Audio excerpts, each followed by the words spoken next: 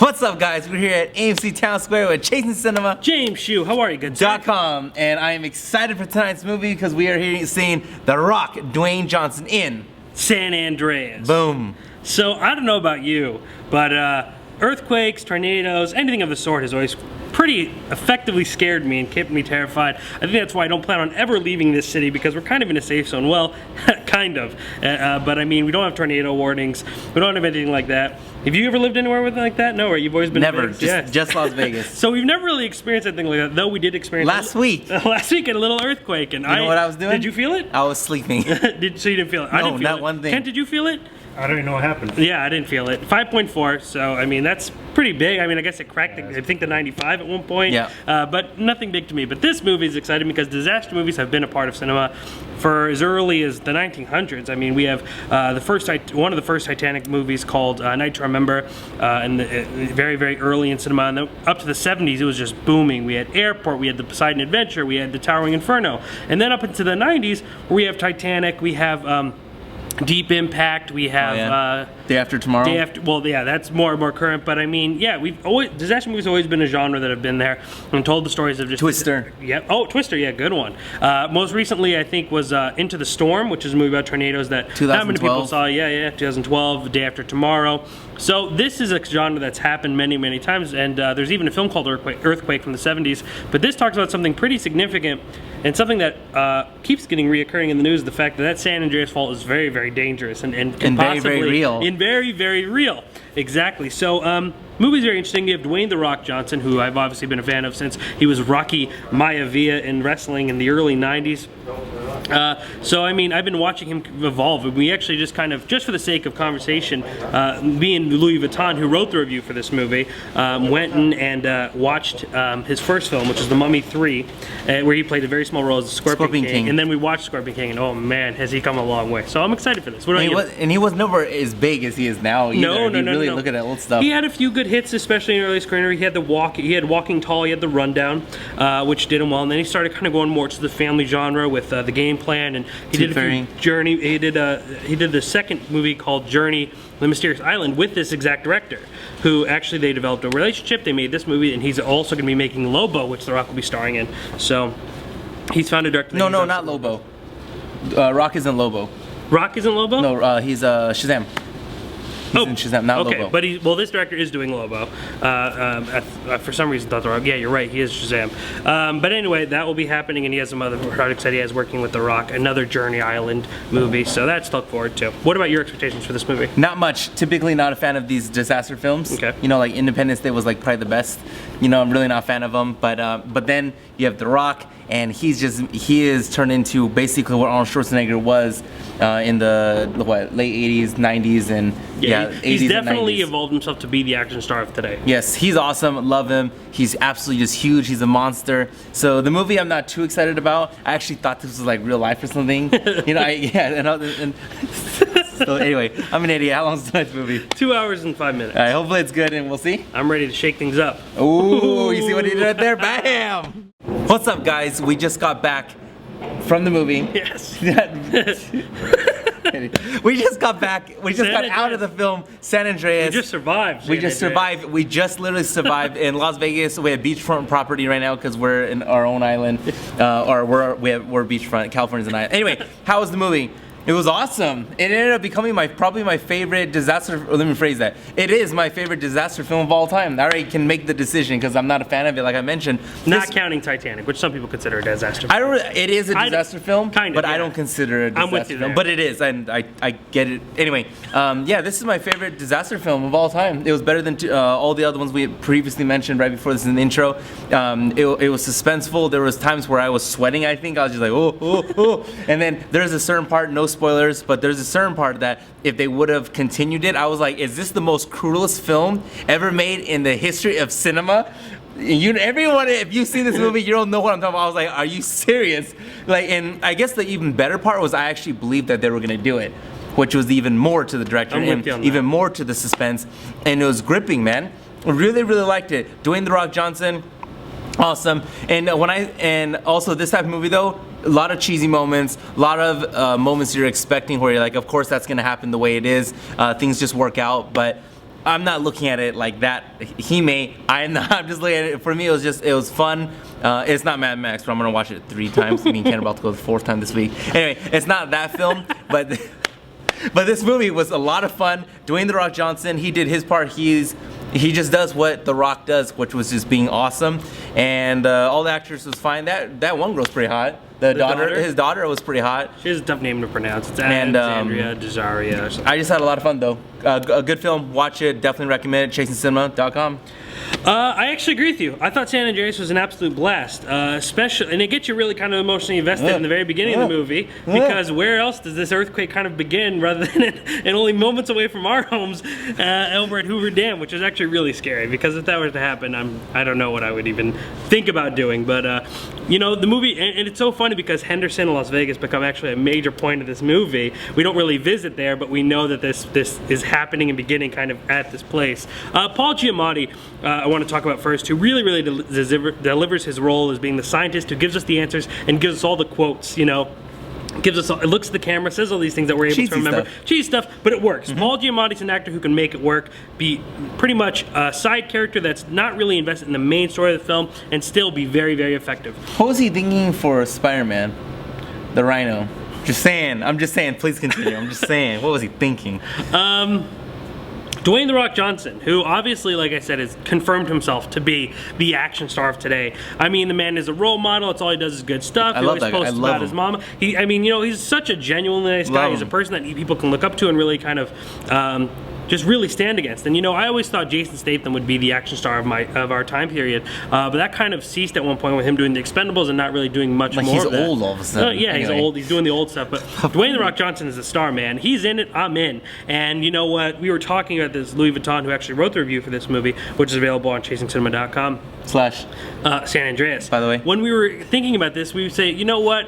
I buy The Rock doing half of this stuff. I buy Rock, you know, riding up an incredibly huge wave. But if it was anyone else, it might not have worked so efficiently. Carla Cagina, who actually played his wife in this, well, estranged wife, also really delivers in this movie. She really brings the kind of heart and emotion and the focus on family.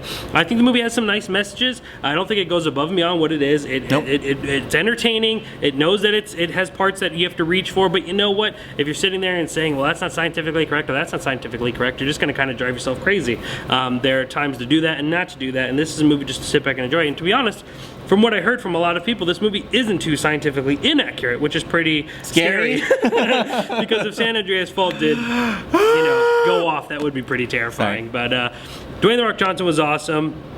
There is a few themes. I mean, the heart of this movie is really about this family and sticking together through no matter what, and the dependence on family. There are also a few other themes that I thought were nice. I mean, the ending of the film, we kind of have this whole, you know, American nation type theme of we are, you know, we will rebuild, and this type of mentality, which is great. But you know, it's kind of the you know, and not necessarily the most well-written part theme, but just more thrown in there to kind of give us that American pride. If you feeling. watch the movie in Germany, though, the flag's the German flag. If you watch it in Korea, it's the Korean flag that comes down. Really? No. That makes no sense.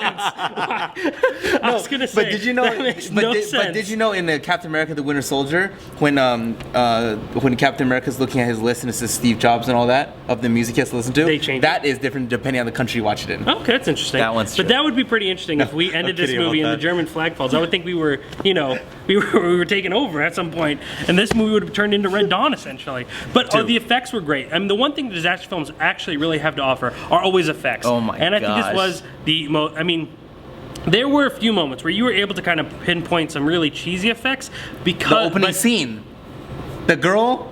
Okay, yeah. That car did not look good. It didn't look good. There's a few of those moments, but I think it's because their main focus is obviously this city, and you know, you get so wrapped up in these small little things, you kind of stop thinking about this huge wave floating through this city. You see these towers falling. I mean, those are all beautiful and well-made special effects. The effects are great. This movie's fun. It was a great ride. I enjoyed the fact that I went on it with The Rock and everyone else involved.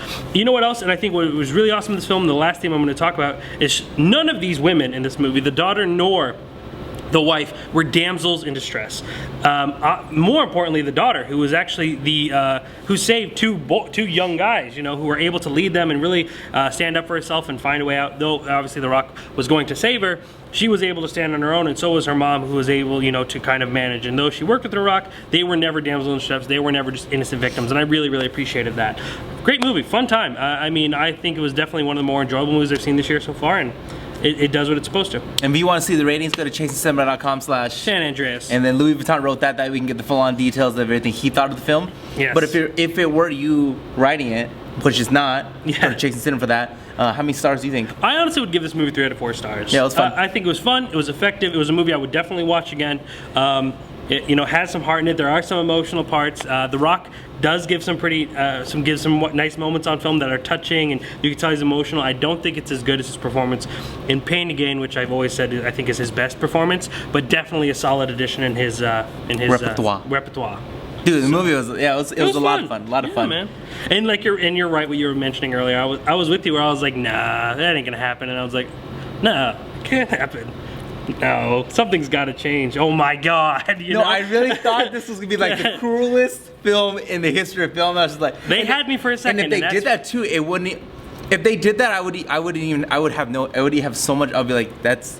They're just saying this stuff is gonna or could potentially happen. And that's what's kind of scary, you know. And it really, but it also really talks kind of about the science and the fact that I forget the exact term. It's so funny because I just took a semester on natural disasters, but the elapsed time that we have information about these disasters and being able to tell people and warn them in enough time isn't a lot. It helps, but it's not a lot, and we really need to kind of really finance and make sure that we are putting our everything we can to investing in time in this to realize that if something like this happens, we need to be prepared. So I hope that we aren't silly and ignore. It kind of actually ties up pretty well with Tomorrowland, and how if it's not happening today, we're not worried about it.